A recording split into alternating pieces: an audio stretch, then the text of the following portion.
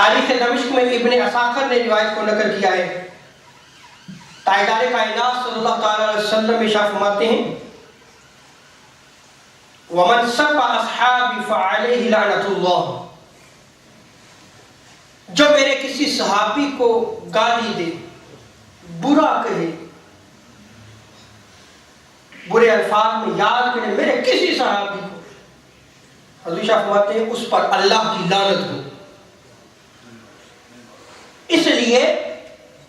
کہ یہ وہ نفوس قدسیہ ہیں جنہوں نے حضور کی سنگت کو اختیار کیا، جو تاجدار کائنات صلی اللہ علیہ وسلم کی مجلس میں بیٹھے تھے، جو حضور علیہ السلام کے اٹھنے بیٹھنے کو دیکھا کرتے تھے، جو تاجدار کائنات صلی اللہ علیہ وسلم کے فرامین کو سنا کرتے تھے، جنہوں نے تاجدار کائنات صلی اللہ علیہ وسلم کے فرامین کو یاد کیا، جنہوں نے وحی کو اترتے ہوئے بھی دیکھا، جو تاجدار کائنات صلی اللہ علیہ وسلم کی زیارت کیا کرتے تھے، یہ وہ نفوس قدسیہ ہے۔ مطلب کسی صحابی کی شان میں جو بھی گستاخی کرے، جو برا کہے، اس پر خدا کی لعنت ہو۔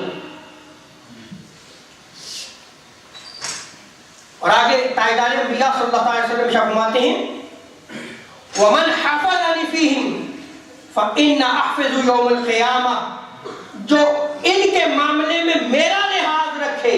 یعنی میرے تعلق کو دیکھے کہ ان کا تعلق میرے ساتھ تھا، یہ میرے ساتھ اٹھتے بیٹھتے تھے، یہ میرے ساتھ کھاتے پیتے تھے، یہ مجھے دیکھتے تھے، جو میرا لحاظ رکھے میں روز قیامت اس کا نگہبان ہوں، اس کی حفاظت کرنے والا ہوں،